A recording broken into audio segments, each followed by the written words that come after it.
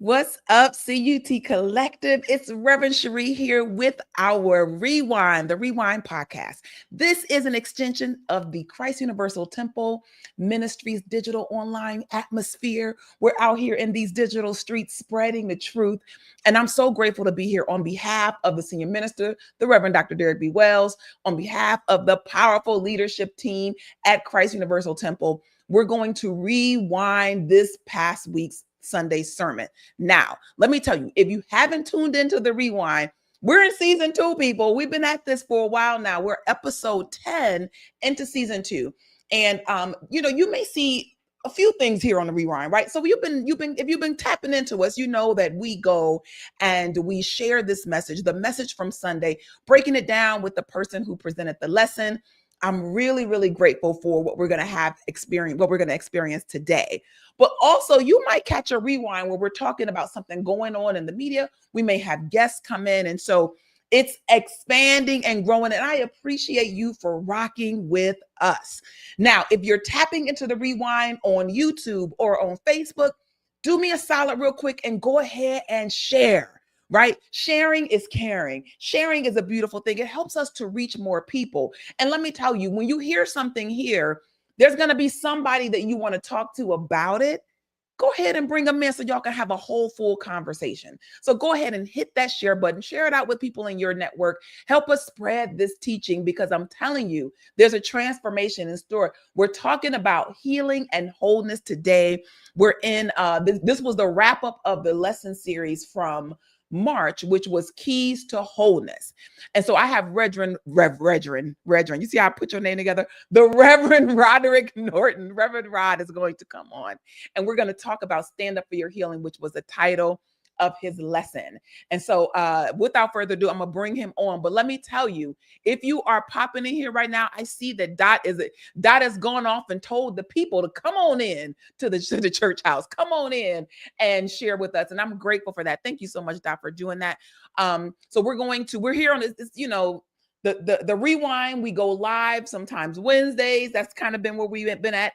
This week is today. So we're going to try out Friday and see how fun that feels. So I know there may be friends who it's a little early. They haven't come in because we've been bouncing around with live times and that's all good. Y'all see how I'm talking so y'all can keep inviting people. I'm going to do that. But in the meantime, though, let me bring on the Reverend Roderick Norton. He is, Rod, I did not give them your bio. So I'm going to do that once I pop you up on the screen because you're not on a rewind every week. You know what I mean? So I want to make sure that people know who you are and what you do. So here's the 2 things I'm going to tell them about you. That Reverend Roderick Norton is one of the staff ministers at Christ Universal Temple, and he is also the spiritual leader of the Empowerment Center for Better Living. This is based in Chicago, Illinois. Reverend Rod, welcome to the hot seat. How you doing today? I'm doing simply fantastic. It's good to be here. And I love how the way you put Reverend and Roderick together as one. So Reverend. Listen, when you talk a mile a minute like I do, sometimes new things happen like that. You get some. I like that.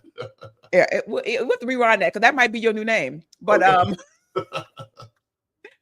too much fun. Yeah. What's going on? So, before we dive into the lesson, tell me what's going on with the Empowerment Center. How are you guys doing over there?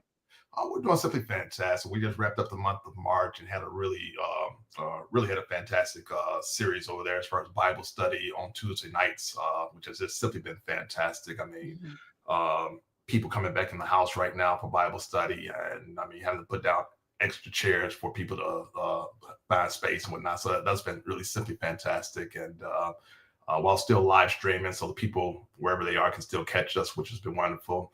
On Thursday nights, been doing the Power Talk services, and the month of March once again was really hot for us, and we kicked it off with a special Ash Wednesday Lenten service, and that was really something really special, and we just kept it flowing throughout the whole month of March, and we're rolling right now into April, and just keeping the momentum going and just keep on helping people on their spiritual journey. So it's good.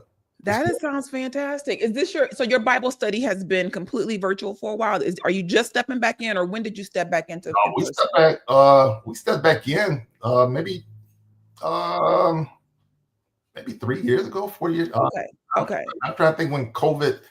I know. It's like a blur, right? Yeah, it's like a blur. So whatever. I mean, I guess maybe 3 years ago when people started to come. Was it 2 years ago, 3 years ago when people started coming back? It's just a blur. But no, we've been in person. Yeah. But it's been a process as far as still building back up the in person. The live stream, that's been wonderful. That's been wonderful. But right now, like I said, there's it just the in person just continues to build right now. And I'm just simply loving that aspect of it because I just feel like at least for us and Bible study, we're getting back to what I'm calling pre-pandemic stages as far as in person. Because before the pandemic, I mean, we were at a stage where we were really beginning to just really bust out of that room, that we used, so it's good. It's good. Yeah. It's so interesting because see, you're in a space where, of course, like there's two factors, I think, right? Because it seems like, it's 2025. We're talking about something that started in 2020 that we're still experiencing the effects of in ministry, right? And so, and I know ministry it's not isolated to ministry, but people have been at first it was the hesitancy for health reasons. Now it's just more of convenience, right? Like it's just convenient to be able to sit at home and, do what I do. Right. But there is something about being in person, and I'm grateful that people are being reminded of that. Because don't do everything virtual. Now, mind you, my whole job at CUT is digital ministry, right? Right. And I'm here to make sure that we build community online because that's really the secret sauce. Right. Right. Exactly. Like I said, that's your job at CUT is the virtual, because that is an aspect of ministry. It's an aspect of ministry in general now, So but it's not the whole ministry, so we have to give attention to that aspect, the virtual aspect of ministry, and we have to be all in on that aspect, so so it all is, it still all works together. It's like you can't ignore one to focus on the other. You have to give maximum focus to both, Right. Yeah. Right. Yeah, it's a work. It's a mighty work. And I'm grateful that you're out there doing that work. Powerful lesson from Sunday. Typically, it's so interesting when you see what either somebody enjoys or what somebody enjoys from you, right? Mm-hmm. And so what I have deduced is that Reverend Wells enjoys when you talk about prosperity, right? Right. He tap you for prosperity all the time, right? Let me get my prosperity guru in the room. Right. And so it was interesting to hear you talk about healing this time, like in just a whole different thing. And let me tell you, you know what I mean? You might have two gifts. You know what I'm saying? You might have two gifts that you could roll in. Yeah. And that's a good thing. That's a good thing. Well, actually, those are two areas that I do thoroughly enjoy presenting, speaking on, and living from. I do enjoy teaching and preaching on prosperity, and I do enjoy teaching and preaching on healing, because I just the Holy Spirit works with me in such a wonderful way when I speak on both topics, and I just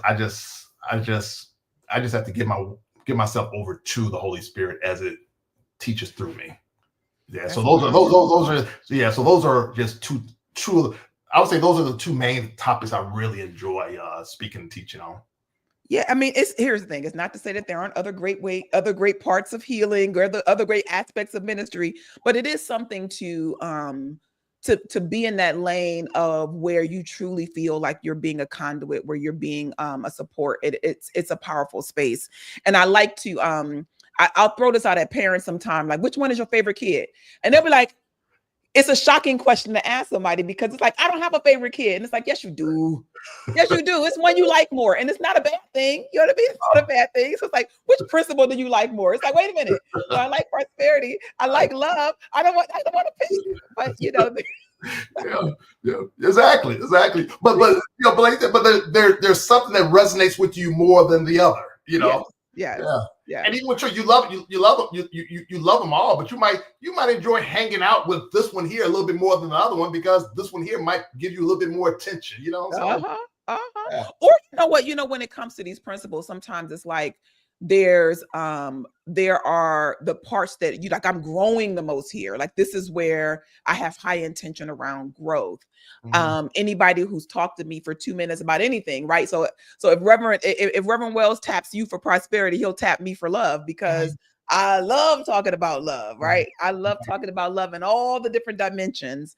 And I find it to be refreshing when I get new insight through teaching, because one of the things you all may not know, if you're not a spiritual teacher or in any way, but any teacher will tell you that they learn first, right? That you basically get to go deeper into a subject, even though you may not teach it all, right? You go deeper into a subject, and a disciplined teacher can extract what their audience needs to hear. So I felt like this was a really, really masterful lesson on healing, because it can run the gamut, and this idea of a call to action behind it to stand up for your healing. I think, we're a practical Christianity. I think you knocked it out the park with giving me something to walk away with. Right. Yeah. So I think it's a key as a teacher, whether you're teaching on prosperity, healing, love, or what have you, you got to give people something to walk away with, because you want them to apply it in their lives. So you got to give people something to walk away with. Yeah, I have to think about this, a way to do it, because it's, again, as part of the virtual community, one of the things that I feel like we can do better at just online is so easy. It's testimony, right? That, hey, you got this information, you're walking away with something. What did you do with it, right? What did you do with it? How did it shift your life in any way? And I think that, just bringing in some more testimony. So you guys may see a call for testimonies coming out soon, because it just occurred to me that that's a missing link, I think, in what we're doing virtually, because likes and subscribes help, and please do that. Subscribe to the Facebook channel, subscribe to the YouTube channel. Make sure you get a little alert when things are coming up, because right now the rewind pops in when it pops in, right? Like we like to flow with our go live time. However, there is if you go to the CU Temple on YouTube, you can find our playlist, right? And you can just watch them, find the ones that really hit you, or just kind of go replay ones you've seen and enjoyed, or share, right? So there is this idea of we can share with our community what's going on, but we want to get some feedback to know what really hit you, because it informs us. You'll find that ministries, when they get that kind of feedback, they can basically they really are interested right now. People need body healing, and so we're going to make sure that we address the area where you have the most need. So this one is really great. And let me just set this up a little bit more before I go into what I thought was a very powerful definition of what wholeness is that Reverend Wells this year is taking taking that wheel, right? You all remember the wheel that we've been working with, very reminiscent of the wheel of life. And each month, maybe taking a piece of that wheel and working it. And so healing is that space right now. Health and wholeness is that space right now. And so you defined wholeness. This is a piece of it, that it means all the parts of you, your thoughts, feelings, your body, your spirit are connected and working in harmony. And that, I feel, is, that definition just pulls it all together. That it's not just what's going on. You can be whole in mind, whole in body, whole in your feelings, everything connected, everything at one. And that I can work with, right? That I can work with. Absolutely. Yeah. I thought that definition, to bring that part out, I thought that was very important, because I think I brought that up at the very beginning of the sermon, because I want to just somewhat recap from what was talked about maybe previously earlier as we enter that series. But when we talk about wholeness, we're not, we do not desire for you to just be part. We don't want you just to experience part of wholeness, because if you just experience part of wholeness, you're really not experiencing wholeness. We want you to experience everything. Mind, body, spirit. We want you to experience in your thoughts, in your feelings, we want you to be totally whole. Totally whole. and don't just settle for just parts of it. Yeah. You can have it all. You can have it all. And it is, listen, it is effort, right? Because there is a program that we play where I can be ashamed that of having it all, or I can feel like I'm not deserving of it. Mhm. You said that whole,ness is also living in alignment with spiritual truth and your purpose, right? Right. So this idea of purpose, I love the word purpose because for me, it's been a healing. It used to bring me anxiety when Mhm. somebody would talk about purpose, because it's like, oh my God, what am I doing? What am I here for? Right. Right. But purpose is not a bad word. It's not a big word, right? It is really just kind of paying attention to your best flow, right? Like, how do you flow best? Yes. And so to be in alignment with how you flow best is the way that I think about purpose. Mhm. And so you want to be that alignment with spiritual truth, because how you may be flowing, maybe not how you flow best, could Mhm. be kind of chaotic, right? But we want to align it with spiritual truth. That's how we get to true wholeness. That might be my favorite. That might have been my favorite part of the definition. No, I totally agree with you there. And one of the things, like I said, one of the things that I look at when because you could definitely run from the word purpose. Mhm. It could be scary for some people, because Yeah. some people don't want to, because some people really don't want to dig that deep and really deal with purpose. But one of the things that I have committed myself to during this year is I had a conversation with God at the beginning of the year. And I told God, I want us to work together more closely this year, God. I want us to work together more closely this year. Mm-hmm. So, in order for us to work more closely, I have to understand my purpose, and I have to continue to reconnect. I have to continue to go back to God, have conversations with God to make sure that the things I'm doing are in alignment with my purpose. Yeah. What did you need me to do this year, God? How do you need me to show up? How do you need me to flow this year, God? This this is all part of purpose. Now it can seem chaotic maybe sometimes, and when it does seem chaotic, it's okay to just sit still for a moment. Yeah. Okay, it seemed chaotic right now, but Yeah. as I'm here, as I'm moving through this, am I in the place I'm supposed to be? Am I doing the things I'm supposed to be doing right now? And instead of maybe focus so much on the chaos at that moment, begin to look beyond the chaos and say, okay, as I make it through this, then the greater manifestation that God intends for me to experience is on the other side of this chaos. Mm-hmm. On Mm-hmm. the other side of this chaos. This chaos is just here. This chaos is just here for a moment. And as I begin to get myself together, as I begin to become even more focused, I can move past. I can move past the situation. I can move past what appears to be chaos right now, and Yeah. and the greater manifestation is on the other side. Um, one of the things I shared this with my Bible study group this past Tuesday. I said one of the things I had to do this year, because sometimes our days can get to be very busy and can get to be very chaotic sometimes, and Mm-hmm. you lose track of time. So one of the things I did about a month or so ago is I programmed on my phone. So at 12:15 every single day now, I get an alert that it's time to pause. It's time to pause. And because even me or even us as ministers, sometimes we can get moving or flowing through the day Mm-hmm. and Oh just yeah.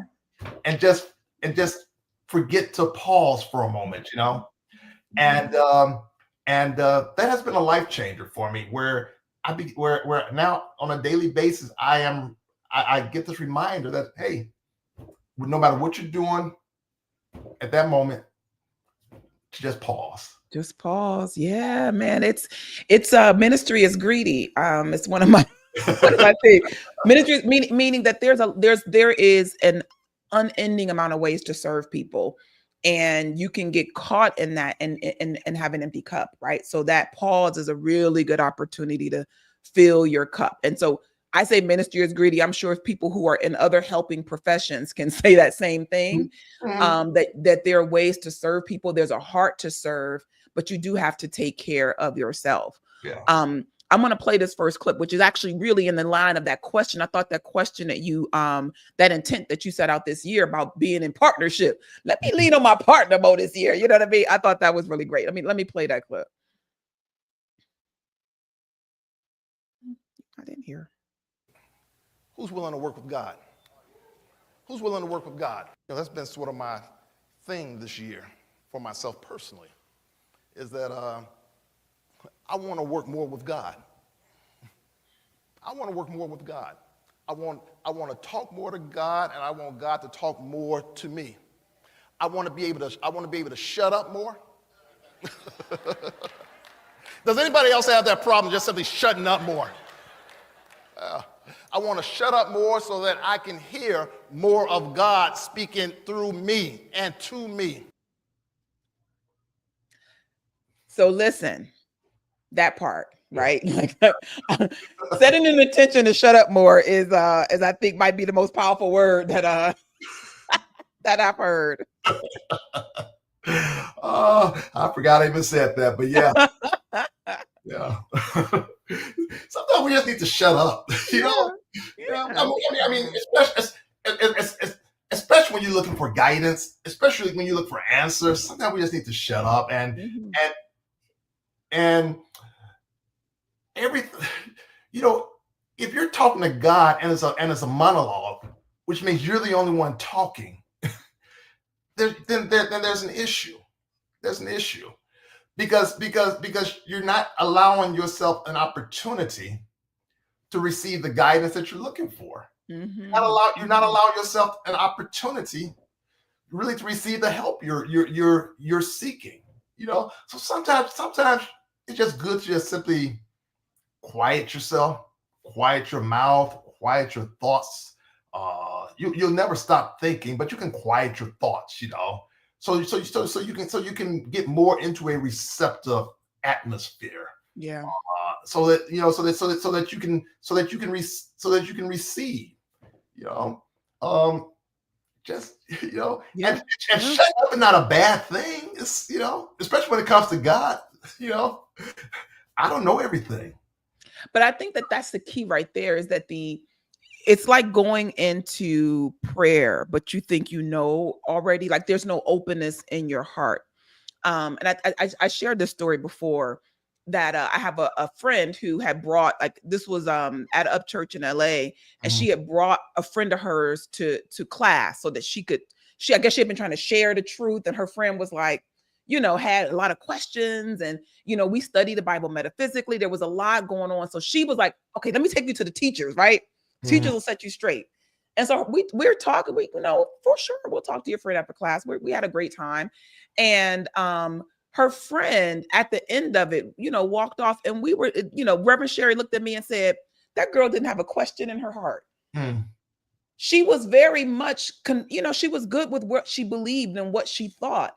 There was no question in her heart. There was no openness for another point of view. And it wasn't a contentious conversation. It was just a conversation that didn't produce anything because there was no openness. We were just open to hear what she had to say. Yeah. Now, and I say this because I think we go into prayer sometime like that. We go into prayer and it's like, is God, if my partner is God, it might be okay to be quiet and listen to all wisdom, right? Yeah. Maybe all wisdom has some guidance for you that you didn't think of yourself, Maybe, perhaps. Maybe. Perhaps. Yeah. I mean it. And yes. So to be quiet so that you can hear God. That's what's important here to get, is that there is, I had to remember that I don't know everything. And I think that some of us who think we're supposed to know everything, right? If you're the person people go to for guidance, you feel like you should know, I should know this. So being willing to work with God, I thought that was really a powerful intention. And I think we can get in trouble, particularly as ministers, if we present ourselves or even think we're supposed to know everything. Right. Every time someone comes to you with a question, you don't always have to think that you have the answer for them. You know, sometimes you just have to say, I don't know. Yeah. I don't know. Yeah, that's so it is like, well, guess who knows, right? Have you prayed about that? Right. And so sometimes that's it. It's like we're so accustomed to leaning on other people. And trust me, if anyone who has been called to ministry in any capacity, whether it's as a minister, they're teaching, people will come to you, right? That's part of the energy that you vibrate in the world with.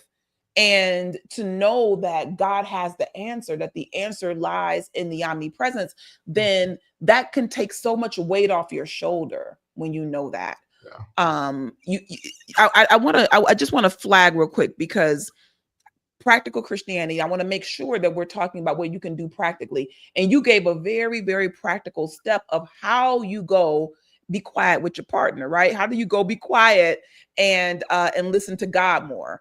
And it was to set a timer on your phone. A real practical step, right? Yes. That you can do. So just again, because I don't want to miss a practical step, because sometimes the easiest things can be the hardest things. So you're doing this every day at a certain time of day, or is it just once a day? How are you doing this? No, I'm doing it once a day at the same time every day at 12:15 every day. My alarm, my notice goes off on my phone. So like I said, at the same time every single day. Every single day. For me, like I said, for me, that's a practical way, and it works for me. And it's no matter, so like I said, no matter what I'm doing, no matter how caught up I'm in something, I'm now making that a habit. Yeah. Yeah. I'm now making that a habit to the point where it'll probably get to a point where my phone no longer even needs to go off at 12:15, because my internal alarm will automatically go off at 12:15, and it becomes a habit, and I'll be able to do it without any kind of notification, as far as external notification, Yep. And then take part in, like, I'm working to get up a little earlier. I believe in following your inner guidance. And so my inner guidance told me to get up earlier. And so that's been a thing. I'm almost hesitant to say I'm a morning person now. But I desire to get up even earlier than I've been getting up. I feel like I need like another maybe 30 minutes ahead of when I'm getting up. And so this morning, I opened my eyes, felt completely refreshed. I looked at the clock. It was 5:15. Now 5:15 would have been a sweet time to get up. It would have been a sweet time to get up. I felt great. I got it. I was awake. And I was like, and I literally just kind of like laid there like, and let myself drift right back off into sleep. Because so the alarms, I'm saying, like, there is, and now I'm not giving up on this thing, but I just wanted to give you guys a fail, right? that you got to practice this. And he said he's building a habit. I just wanted to point that part out. Because when I talk about my morning habits, some people think that there's no struggle around it. And I'm still practicing building that habit, even the ones I've been working with for quite a bit of time. All right, so I want to play this other clip, because you're talking, this is about this idea of healing. What are we doing with this healing thing? So if wholeness is about being in alignment, right, with every facet of you. Okay, so what is this healing part about? So let's hear what the Rev has to say.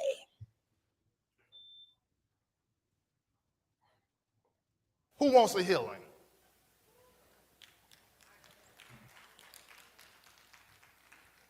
And when we talk about healing, we're not just looking at a bodily healing, but we're looking at a healing wherever it is in your life where you feel you might be out of alignment with divine truth. I'm still here to do something.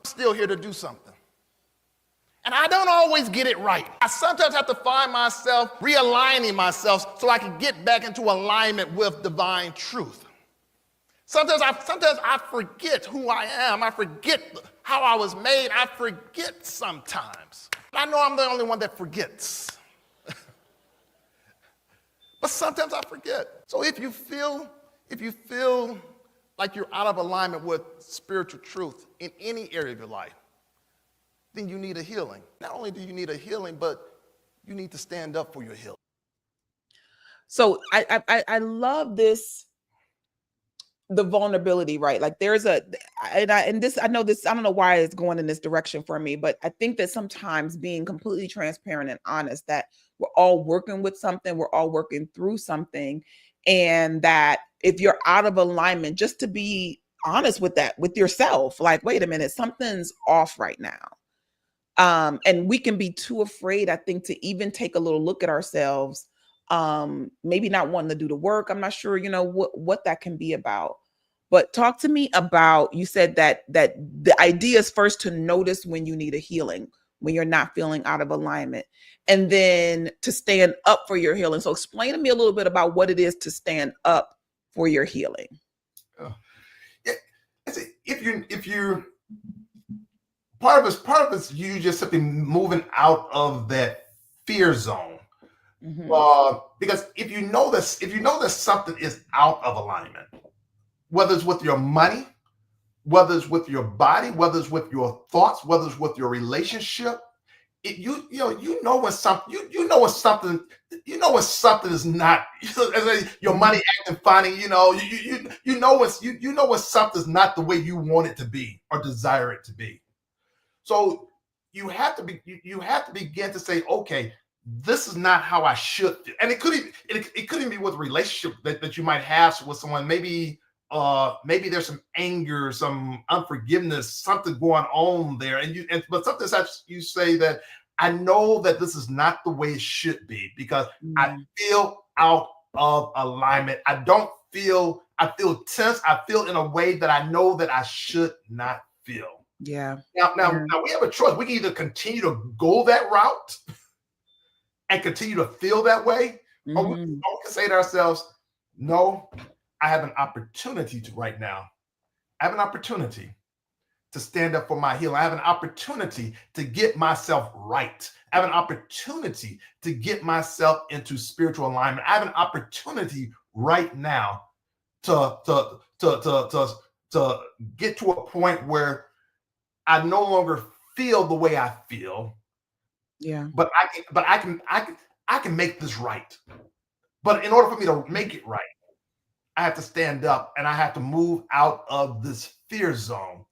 Thinking that if I do something different, I don't know how it will be received. I don't know how it will turn out. You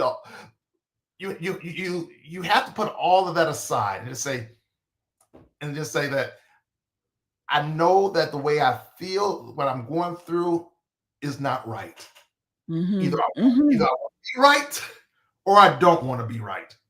Now, a lot of folks go through life continuing not to be right because they made that decision.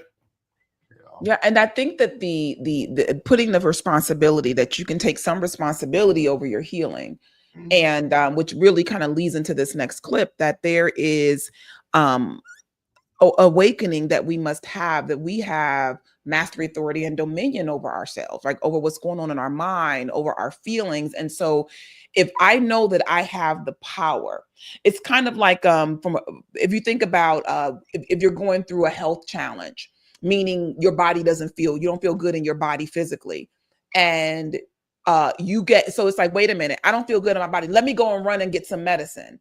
And maybe you don't even know what's out of alignment. Like you didn't do the question, you immediately ran out. And I feel like this clip is like what that looks like. It's like, hey, I have I have a headache, and you go and get some aspirin, and it's like, well, wait a minute, why do you have a headache? Right? What is out of alignment that you need to get in alignment? Because what will happen is that you'll just keep having the same experiences over and over again because you haven't dealt with what's going on with it. So this idea about standing up, I think I've totally heard it as like taking responsibility for my healing. And I know I needed that reminder, because taking responsibility for my healing, for my wholeness, as opposed to waiting for something to happen. Yeah. Like, Yeah. Yeah. because sometimes things don't happen outside of you. You gotta, you'll be sitting there waiting on a trigger. Right. Right. Like the blind man, nobody could stand up for him. He had to stand up for himself. When the Christ was coming by, when Jesus was coming by, he had to stand up for himself. Nobody else could stand up for him. Everybody else was trying to quiet him down. Nobody was there trying to stand up for him, or to even put in a good word to Jesus for him. Mm-hmm.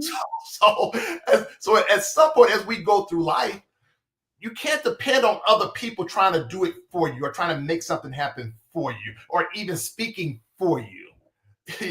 I didn't know where your story was coming from in my notes. The healing story that you use with Jesus healing. Let me see if I put it in here. I just wonder if you happen to know the scripture. I just want to give that for those who may not have seen it. Do know that we are rewinding on the lesson sermon from Sunday, March 30th.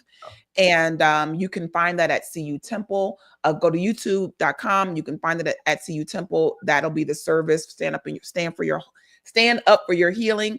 And you can find it on YouTube as well. I mean, on Facebook as well, on at CU Temple at Facebook. So just wanted to throw that in there.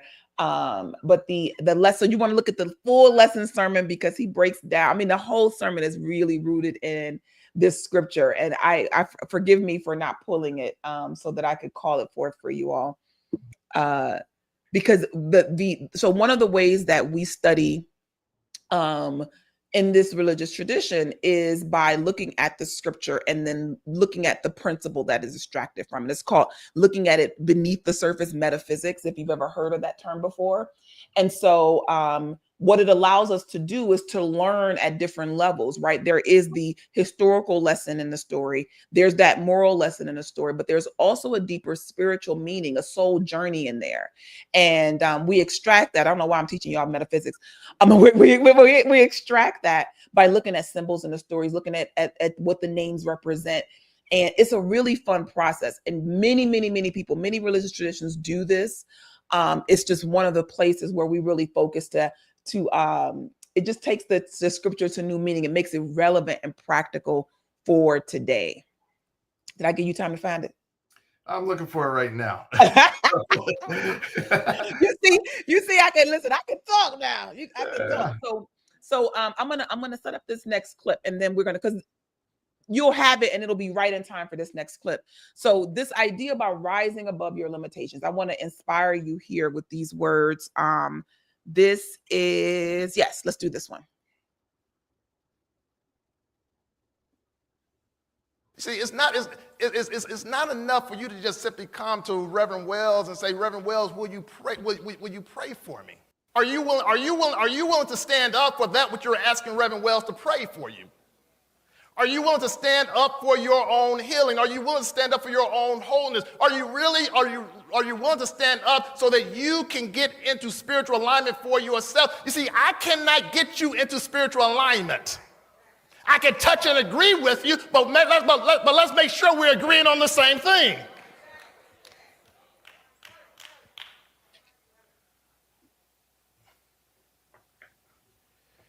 Are there areas of your life that you have accepted limitation as your reality? I'm going to need you to see beyond those limitations this morning, metaphysicians, and rise in spiritual consciousness. So much in that clip. That's just so good, right? It's like so this idea of why sometimes we wonder why our prayers are not, like, why isn't there being a transformation? And it's that we put the power of our prayer in the person that's praying with us, right? Mm-hmm. We put that power in it. So I got to find, hey, listen, I prayed with Reverend Rod and nothing happened. Whose prayers get through? Let me go pray I'm got to go pray with Dot, right? Dot's prayers get through. Okay, I prayed with Dot, that didn't work. You know what? Barbara's prayers, they get through, right? And so we keep putting that if I find the right person to pray with, then I'll have an experience, I'll have an outcome. But you said I can touch and agree with you. Mm-hmm. Yeah. I can touch and agree with you. I can touch and agree with you, but like that, but if we're not agreeing on the same thing, yeah, then we probably have an issue going on right there. We're not agreeing on the same thing. What are you desiring? Are you just looking for a partial healing, or are you looking for a whole healing? Yeah. What are you desiring? Are you look? I'm gonna go there. Are you looking to stay here in this body, or are you looking to release the body? Yeah. You know, sometimes we pray for a person to have a healing in the body and to be able to be 20 years old again and do everything, and that person might be at a point where they're like, I'm ready to release the body. Yeah. It's a loving thing to pray for someone's highest good that they have said yes to. And there's prayers to raise awareness, right? Like, so that's some of what's happening in prayer, which is that I am praying so that you can get out of the mindset of the problem, right? Because that sometimes is so when you're going to someone, it could be to kind of shift your energy a bit out of the problem, to elevate you above the challenge you're going through. But you have to come up, right? And be able to get into agreement with something that is, that's in alignment with spiritual truth. And that is, again, only something you can do, you know? Absolutely. You have to be willing, and you have to be willing to also to suspend your belief in something else. If you're trying to raise yourself elevate yourself to a higher consciousness, to a different place, you might have to be willing to suspend your belief that something might not be possible for you. And just open yourself up to healing is possible. A higher conscience is possible. I can walk a different walk. I can take advantage of this of an opportunity that I don't have that I don't have to remain where I am. That I can begin to take responsibility for where I am. But as I take responsibility for where I am, I can also take responsibility for where I can go to. Yes. And just begin to harness your power. Begin to harness your power. You have the power. Whether Reverend Sheree is there, whether Reverend Wells, or whoever is there, even if they're not there, understand that they don't need to be there. That you have the power within you. And see, and one of our jobs as ministers, really to just redirect you to that power so that you can use it. That's right. Our job is to redirect you to the Christ within you. Yeah. And when we redirect you to the Christ within you, see, that's teaching you how to fish forever. That's teaching you how to fish forever, because you get to the point then where I don't need to go to Reverend Reed. I don't need to go to Reverend Wells. I don't need to go to Reverend Norton. I don't need to go to Reverend McDowell. I can do this for myself. Yep. I can do this for myself. Yeah. And it's so what we do in spiritual community is that we are opening ourselves up to a higher vision of who we are, right? You come to spiritual community because you want to be around people who have realized their divinity and are in that process. Like, that's the practice. I'm committed to that, right? So we come here to be a support in that, to stand for your greatness, to know that you're more than what you appear. And in some days you're there, you're holding space for other people to come in because they've forgotten who they are. And like, it's just this beautiful space where we get to grow together. And so, but they can become crutches, and you may be coming out of religious traditions, maybe coming out of ministries where the minister's idea of serving was to carry everybody, right? So I have to come to you to carry you to the truth, to carry you. And that relationship can't sustain itself. It can't sustain itself. And so something in there shifted in you, and you recognize, this is what happens when you wake up to yourself, when you recognize your own power. And so this clip is, I think, the part of the story. So I mentioned before, just kind of seeding that we're looking at this story metaphysically. Did you find the scripture? Yes, Luke 18. Luke 18. verse 35 through 43. Luke 18, verse 35 through 43. And That is what we're about the blind man on the side of the road, and Jesus is headed towards Jerusalem, but he's passing through Jericho, and this blind man is crying out to him to help him. Mhm. You know, and everyone's trying to shut him down. And he refuses to be shut down. Mhm. And he has made the decision that he's going to stand up for his healing, no matter what anybody else, no matter what the crowd around him is trying to say or do. You know. Yep. That is a powerful, powerful healing story. And so I want you to hear this clip, just kind of thinking about that story and what I said about looking at a story and going a little deeper than what's on the surface. Let's explore that together. Understand Jesus, we want to go beyond Jesus the man. We want to go talk about what Jesus the man represents. Jesus the man represents the Christ. So the man, I believe, was saying, I'm going to call out the Christ, which is my spiritual identity, and I'm going to get its attention. Mm-hmm. I'm going to get its attention so it will know that I'm talking to it. So it will know that I'm trying to connect with it. But I believe also, first laid up here, also the man might have been even saying to himself, leading up to this, he said, somewhere in life I lost awareness of who I am. He said, but this is an opportunity for me to now remember that I am made out of something special. You see, even when we have those moments where we are out of alignment, even when we have those moments when we need a healing, it is an opportunity for us to begin to remember who we are and to begin to reclaim our spiritual identity. Let me not allow this misalignment to define me. Let me reclaim my spiritual identity. Cut off the T. Let me reclaim my spiritual identity. Let's fire the editor. No, we need to keep you around. So many amazing nuggets in this. The idea that I don't want my misalignment to define me. But before that, because I definitely want to hit on that, the getting in touch with the Christ, right? Yeah. The persistence of the man trying to get to Christ and trying to get to Jesus and to get his healing. And I think looking at it for us, it is how persistent I was asking myself that question. How persistent am I in seeking that wisdom within me, right? For wholeness. Right.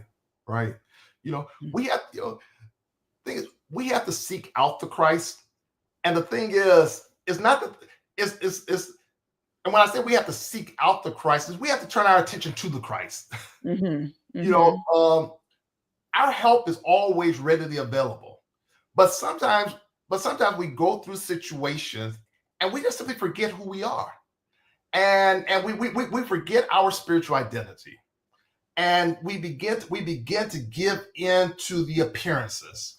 And we begin to allow the appearances to define us. Yes. And we have to get to the point where we look at the appearances, or we understand that this is just an appearance right now, but this cannot define me. This, whatever's going on with my body right now, this cannot define me. Whatever's going on with my money right now, this cannot define me. Whatever's going on in my relationships right now, this cannot define me. I must reclaim my spiritual identity, because once I remember who I am, I can stand up for myself in a different kind of way, and I don't have to continue to give into this other stuff that's going on, thinking that this other stuff has power, thinking that this other stuff can control me, that thing that I have to give myself over to this other stuff. I don't have to give myself over to nothing that's not in alignment with my highest truth. And so I have to reclaim my spiritual identity. I have to reclaim and understand or remember that I have been given power. I have been given power. I have been given dominion. I have been given authority. I have been made in the image and after the likeness of God. I am perfect. I am whole. I am complete. I am everything that I need. And we just have to continue to affirm that until we get to the point where we truly know that and begin to really operate out of that. And begin you got to speak it more than once. You got to speak it more than once. Got to speak it more than once. Especially when you've been allowing all this other stuff to speak to you 1,000 times. You got to speak it more than once, you know? Yeah. It's so funny how we go through things, we complain. I was talking about this on my TikTok live yesterday, that we will complain a million times, and then we say one positive word of affirmation, and we're like, why didn't everything change? Right. Why didn't everything change? We got to repeat it and persistently. So that's what I was feeling about the man in need of the healing, was his persistence in the healing. So that's our opportunity, right? What else can we extract from this lesson? And it's not to allow, you said, not allowing the misalignment to define you. Right. And so we're doing that when we put I am next to the condition that we're going through. Mm-hmm. You know, so if you don't have, if your funds seem to be unlimited, right? And you say I am, and then you put the word broke next to it, that's allowing the misalignment to define you. And you're doing it with your word and increasing it, right? Because we'll say those words with compassion and feeling. Because the I am is your spiritual nature. So when you say I am poor, that's you're out of alignment right now. You're out of alignment. Because your spiritual nature is the very substance of God, and the very substance of God can never be depleted. So I am rich, you know. I'm rich, you know. I'm a money magnet. Right. I'm a resource magnet. All I need comes to me easily and freely, and just like in such joyous ways. I love surprises. Yes. I love surprises. I love how resources pop up, and it's like, yay! I didn't know that was coming that way. Yeah. You know, I like what the man was saying when he was reclaiming his identity. You know, he even told Jesus, and he said, Jesus, what is it I can do for you? In other words, Jesus representing the Christ saying, what is it I can do for you? Mm-hmm. You know, and the man simply said that I want to receive my sight back. So the point for me was that at one point he could see. Yeah. So he was pretty much saying, I want to reclaim my spiritual identity. I want to get back to the point of being able to see again. Yeah. I want to get back to the point I was able to see again. So he was just reclaiming his spiritual identity. The Christ is always telling us, what can I do for you? I'm here. I'm available. What can I do for you? Come on. Just ask. Just ask in the affirmative. Just ask. Yeah, just ask. And listen. Okay. I'm playing this last one. That was a lot right there. Because that part about you're asked, what is it that I can do for you? Right. I always think about that as being like, what is it that you desire? Mm-hmm. And it's like, sometimes it's like, I desire, it'd be like going to the restaurant and they say, how may I, what would you like today? How can I help you? And you're like, I'm hungry. And that the waitress is like, what am I supposed to do with you hungry? Right. Right. Oh, you are? Okay. Well, what can I do for you? Can you give me some food? Right. Be a little bit more specific. Okay. Wait a minute. Well, you know what? I like something healthy. Yeah, so it's like we sometimes, and those questions are good. Let me help. Let me not vilify those who are working on getting clear. Mm-hmm. But you see how each question can get you closer and closer. But sometimes we are afraid to press on with the next question. Mm-hmm. So you got to get clear. This brother said, I want my sight back. Right. Right. Very clear. Here's the opportunity. Sometimes we have opportunities that come up that we are not ready with the right question. Mm-hmm. If you've ever been at somebody's amazing panel and they've got a panel of experts up there and somebody gets to the mic and they do not have a clear question, it is the most frustrating thing in the world to watch. But we can be ready by that with just doing that questioning inside of us. Like, what is it that I really desire? If I'm feeling unaligned, what is it that I desire? And try to get picture perfect clear. Like some of you were a part of my class. You know that I teach a vision board class. It'll be another cohort coming up soon. But if you can't get picture perfect clear, where you could go and pick that off the shelf, where somebody came and said, hey, I'm taking orders for your desire. What do you want? And you can't describe it, then you got to go do some more visioning work. You got to get some more clarity work around that. Yeah. Clarity is important. You know, you have to know what you want. You know, so when the question is presented to you, you're not just stumbling and bumbling and just stuttering. You know, you be clear. Be clear on what it is you want. You know, if you want to get what you get, I want to walk again. You want to see again? I want to see again. If you want a big, beautiful 25-room house, say, I want a big, beautiful 25-room house. You know, even if you don't know how. See, that's the important thing, is that even if you don't know how, sometimes it's like, you won't say what you desire. I'm saying I won't say what I desire because I don't know how it's going to come to pass. Being clear and specific, that part. Even if I don't know how. Right? I don't know how I can get a 25. We said bedroom house. That's a big house. Or 25-room house. 25 room. I mean, that's still a big house, but 25 bedrooms. Yeah. You know, but if that's your desire, that's your desire. You know, that's what you want. And they have a reason. You may have 23 guests you want to have over regularly.